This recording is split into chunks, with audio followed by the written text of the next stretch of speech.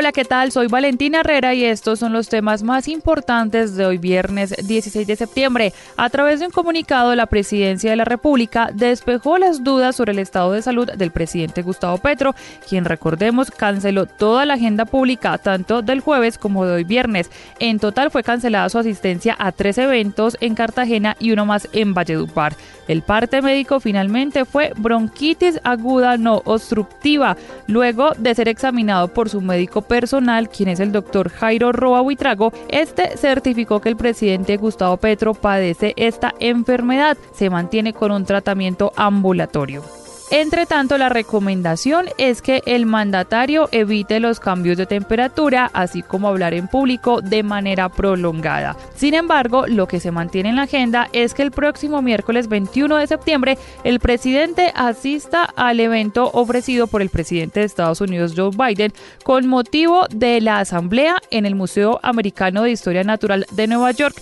El encuentro se da en medio de la visita que el presidente Petro adelantará a partir del próximo domingo en Estados Unidos. Se espera que también participe en la Asamblea de las Naciones Unidas y el mandatario intervendrá el martes ante la plenaria y se entrevistará con el secretario general de las Naciones Unidas, Antonio Guterres, y otros altos funcionarios.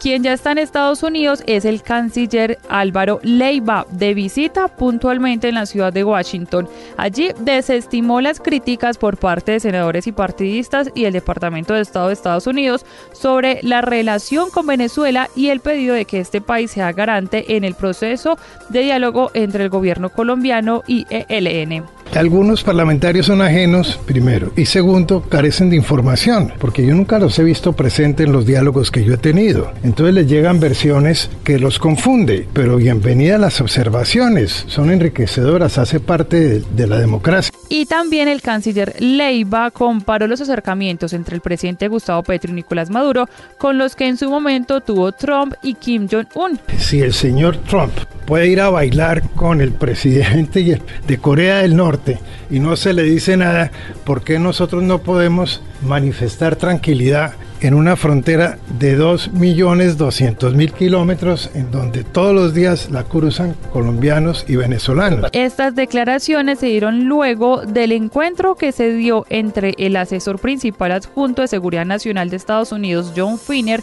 y la vicesecretaria de Estado, Wendy Sherman. Allí estuvieron acompañados por altos representantes del Departamento de Defensa, de Seguridad Nacional, de Justicia y la Oficina Política Nacional de Control de Drogas. Se reunieron con el ministro de Defensa colombiano Iván Velázquez y también el canciller Álvaro Leiva. Discutieron la importancia de la relación bilateral y la cooperación continua de nuestros países en cuestiones de seguridad y aplicación de la ley, lucha contra las drogas y la migración. Y continuando con temas de la Cancillería, esta le pidió al país de Alemania la devolución de 2 máscaras Kogi de la Sierra Nevada de Santa Marta. Se trata de 2 elementos que fueron adquiridos en 1915 por Konrad Theodor, etnólogo y conservador del Museo Real de Etnología. Él recogió más de 700 elementos en un viaje de investigación a Colombia que adelantó entre 1913 y 1919. De estos se conservan unos 440 en dicho museo. Por otra parte, Colombia retiró la postulación del exministro Fernando Ruiz, quien estaba buscando ser el nuevo director de la Organización Panamericana de la Salud. Dicha votación se adelantará el próximo 26 de septiembre. Por ahora, desde el Ministerio de Relaciones Exteriores aseguran que no se ha definido todavía a qué país van a apoyar en dicha elección. En noticias de Colombia, el Ministerio de Educación le pidió a la Universidad Sergio Arboleda que no promocione más sus programas como de alta calidad. Esto en medio de una medida preventiva mientras investiga las denuncias presentadas por el abogado Leonardo Espinosa, quien fuera fiscal general ad hoc para el caso de Odebrecht. En el documento entregado por Espinosa se habla de pagos inexplicables en la universidad a personajes con relevancia nacional, como el del condenado ex magistrado de la Corte Constitucional Jorge Pretel, el fiscal general Francisco Barbosa y al condenado exministro Andrés Felipe Arias. La denuncia también habla de la compra de una finca conocida como Los Tres Hermanos en el departamento de Casanare, que fue adquirida por la sociedad R&Z Guadalupe SAS, cuyo representante legal es Rodrigo Noguera, rector de la misma universidad. Esto dijo el abogado Leonardo Espinosa. No, absolutamente. Nosotros seguimos con la acreditación de alta calidad permanente y por el contrario, nos hemos aumentado esos temas. Y somos un referente ya en esa materia, todo lo contrario. Alguien que está interesado en atacar la universidad, seguramente yo me imagino es una persona que salió y como está como enferma de la cabeza, pero absolutamente todo lo contrario. En temas de política ya fue presentada la ponencia para primer debate de la reforma política, en la cual se acumulan 4 proyectos, incluido el que presentó esta semana el Gobierno Nacional hace apenas 3 días. El texto incluye el artículo propuesto por el gobierno de Gustavo Petro para quitarle a la Procuraduría la facultad de limitar derechos políticos de los servidores públicos elegidos por voto popular, la paridad y equidad de género en la lista que serán cerradas y con alternancia para corporaciones políticas, también la reducción del plazo para renunciar a una curul para aspirar a un cargo por un partido distinto de 12 a 6 meses y se mantiene el límite de 2 periodos consecutivos para quienes aspiren al Senado de la República, Cámara de Representantes, asambleas o consejos. Se incluye el voto electrónico y el voto obligatorio por los 2 periodos siguientes a la promulgación del acto legislativo, si se aprueba, pero dejando la posibilidad de objetar conciencia para ejercer ese derecho. Además, los partidos que armen coalición se podrán agrupar en uno solo y recibir personería jurídica si alcanzan el umbral. Lo otro definido por el gobierno fue el tema de las tarifas del servicio de energía. Luego de una semana de negociaciones internas, debates de control político y protestas en varias regiones del país, el Gobierno Nacional anunció acuerdos con el sector privado. La Comisión Reguladora emitió 3 resoluciones que abren el mercado para la renegociación de contratos entre varios agentes del sector. Podrán participar las generadoras, las empresas de transmisión y quienes de manera voluntaria podrán hacer esas modificaciones. Así lo dijo la ministra de Minas, Irene Vélez. No, absolutamente. Nosotros seguimos con la acreditación de alta calidad permanente y por el contrario, nos hemos aumentado esos temas. Y somos un referente ya en esa materia, todo lo contrario. Alguien que está interesado en atacar la universidad, seguramente yo me imagino es una persona que salió y como está como enferma de la cabeza, pero absolutamente todo lo contrario. Y Blue Radio conoció detalles de la resolución número 196 de 2022, con la que el Gobierno Nacional avaló la extradición de Álvaro Córdoba Ruiz, hermano de la senadora Piedad Córdoba. En ese documento se describen los hechos por los que es solicitado Córdoba en extradición por la Corte de Distrito Sur de Nueva York, específicamente por los cargos de concierto para importar narcóticos, posesión de ametralladores. Sin embargo, el gobierno colombiano solo avaló la extradición por el primer cargo. En la descripción de los hechos de ese primer delito se lee que Córdoba habría iniciado el delito de tráfico de sustancias ilícitas fuera de ese país, incluyendo Colombia, Venezuela y otros lugares, con el propósito de llevarlas a Estados Unidos, y que a bordo de una aeronave matriculada en ese país elaboraban, distribuían y poseían una sustancia que es controlada y que habría sido 5 kilogramos de cocaína. Por ahora, la defensa del hermano de las senadoras se mantiene en que presentará el recurso de apelación.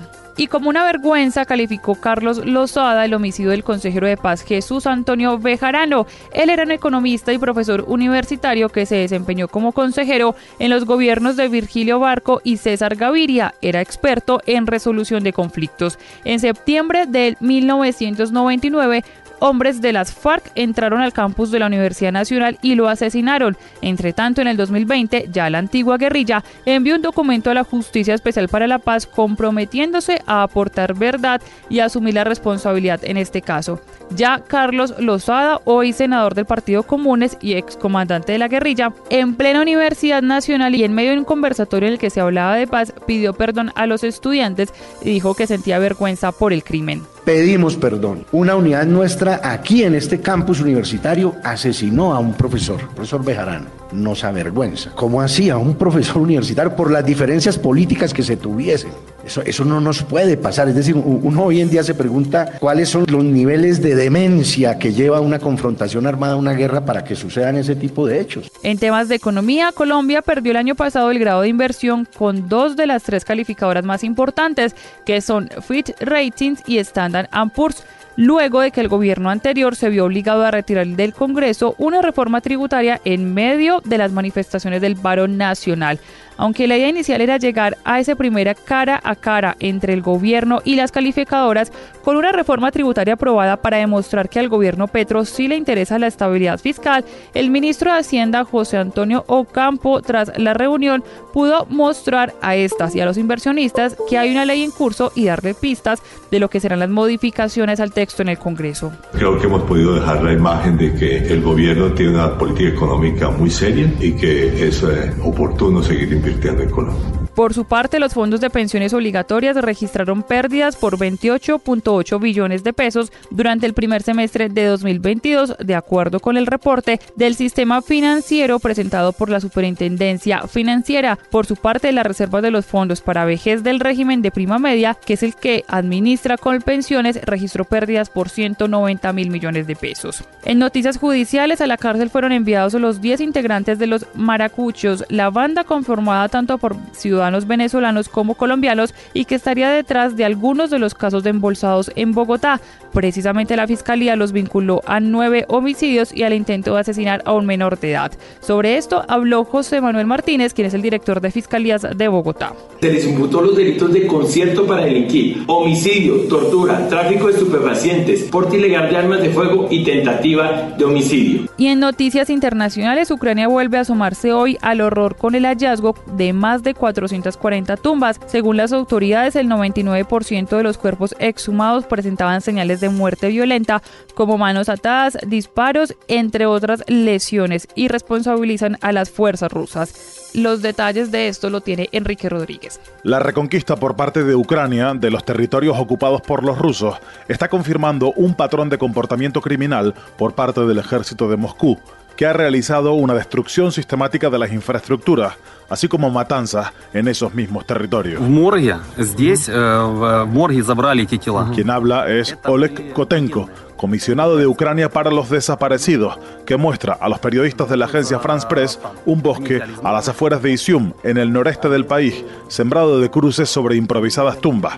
Se calcula que allí habría al menos 400 cadáveres, algunos de ellos con las manos atadas. Recuerda este panorama del horror al encontrado en otras localidades como Bucha, aunque allí los cadáveres ni siquiera fueron enterrados y se pudrían en las calles de la ciudad. Llegan estas brutales imágenes apenas 24 horas después de que el Papa Francisco justificase como moralmente aceptable el envío de armas a Ucrania. Se fa con le condizioni di moralità, sono tante, poi possiamo parlare, ma può essere immorale si se fa con intenzione di provocare più guerra. Eso sí, Francisco dejó claro en el vuelo de vuelta de Kazajistán que si esa entrega se hace para vender más armas, provocar una guerra o descartar las armas que ya están viejas, no es moralmente aceptable. Por último, también se ha pronunciado sobre la guerra el presidente ruso Vladimir Putin, quien ha señalado hoy frente al primer ministro de la India, Narendra Modi, que hará todo lo que pueda para que termine lo antes posible el conflicto en Ucrania, que él mismo provocó, por cierto, el 24 de febrero de este año. Recuerde que el desarrollo de estas y otras noticias lo puede encontrar en blurradio.com. En Twitter nos leemos como @blurradioco. No olviden activar las notificaciones. Les habló Valentina Herrera.